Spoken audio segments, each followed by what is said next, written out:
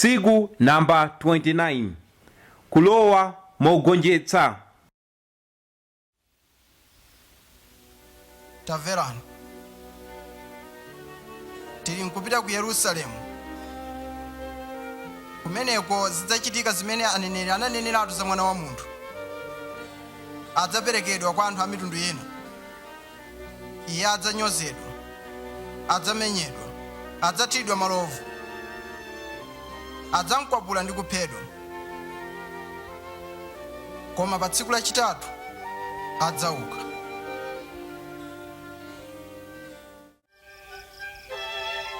Ngakhale kuti Yesu anadziwiratu kuti adzamupha anthu chifukwa cha machimo awo, iye analunjikabe msewu wopita ku Yerusalemu.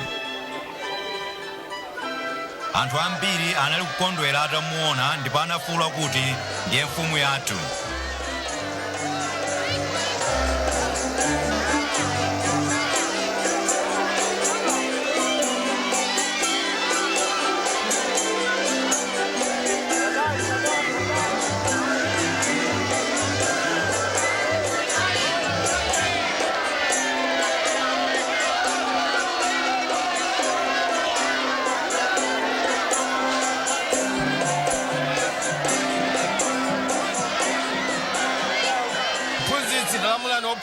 Kuti akhale chete. Ndikuwuzani kuti iwo akakhala chete, miyala ndiye imene idzafuwula.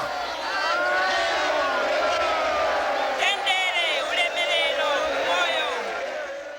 Kodi ndimaonamo chiyani za Yesu? Kodi ndingatsate bwanji zolinga za ufumu pamaso pa mayamiko ndi zochitika?